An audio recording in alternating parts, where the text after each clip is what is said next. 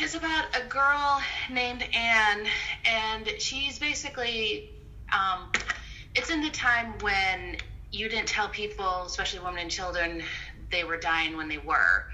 So she's terminally ill, and she's in a ward for sick children who are also terminally ill. And Claire is the Red Angel, so the stories the children tell of this red-haired little girl who comes and takes the children to God. And when Claire starts visiting Anne, they actually end up developing a friendship. And through the story, then Anne learns more about, a little bit about Claire and what she is, and who's, obviously with the title of The Vampire Connoisseur, that kind of tells you what Claire is.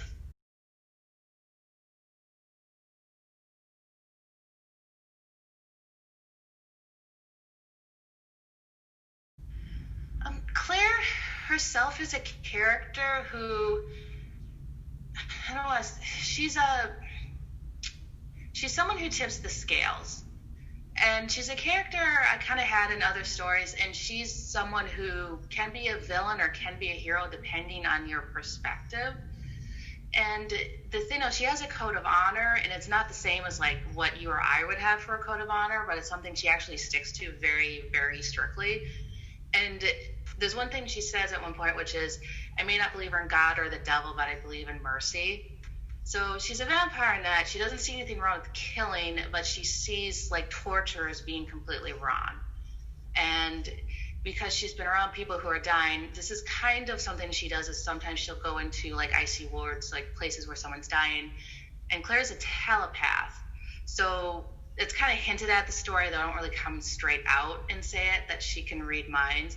So she knows, even if someone doesn't say, like, when they're at the point where pretty much they just want the release of death, and she feels like that's compassion. And I think I kind of wanted to show this kind of side of compassion and being willing to confront what other people don't confront. And I felt like Anne's perspective was one where, she's a child and she needs this friendship.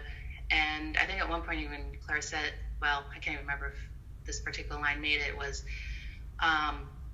about how not being honest with the children means that they're not getting the support they needed.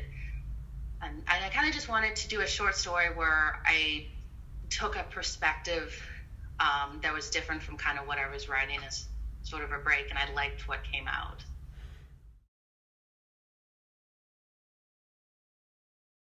It's been workshopped a couple of times. I write in group in a class. I don't know, the first revision, few weeks, but I think I've had it workshop like twice. So each time I was workshopped, I probably went back to another week or two revision. I'd have a hard time telling you because I worked on it over several years, but it was like, a couple of weeks at a time here, a couple of weeks there.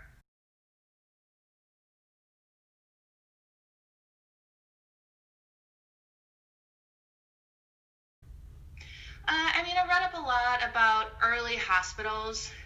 I kind of had to make some adjustments, and a lot of early hospitals were started out like religious institutions as charities, and most of them are actually for the poor.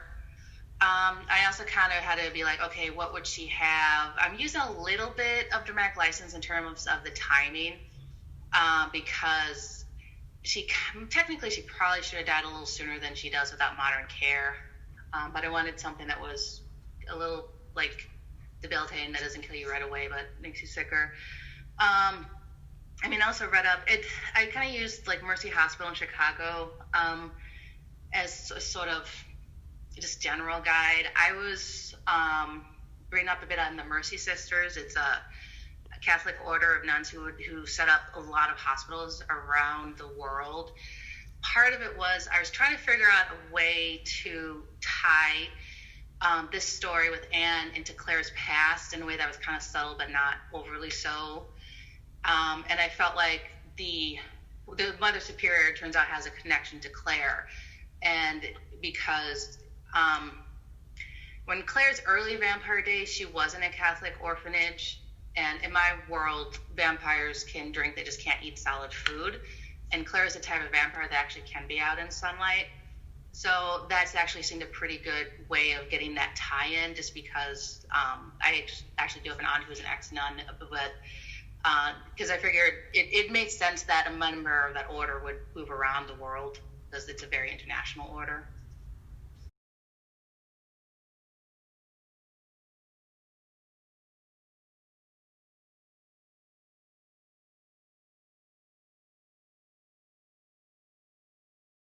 Oh, that's a toughie.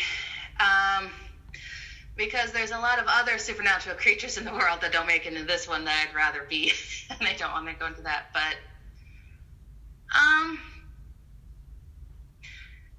I suppose, yes, if I was the type that could be in sunlight, because I kind of have it set up so the vampire world can be negative, but you can also make the decision to stay out of the vampire world and be a sort of nomad, which is what Claire is, and then you don't get tied up in the vampire politics.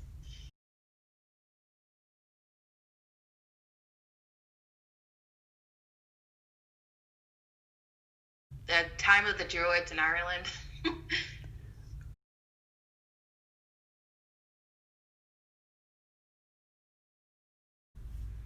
Oh, that is a toughie.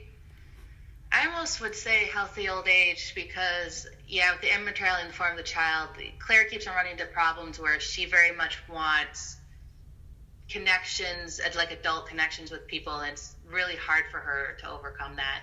So she actually ends up making other children vampires, so she kind of doesn't feel lonely.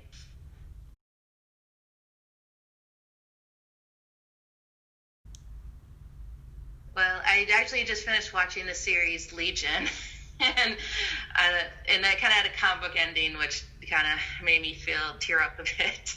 I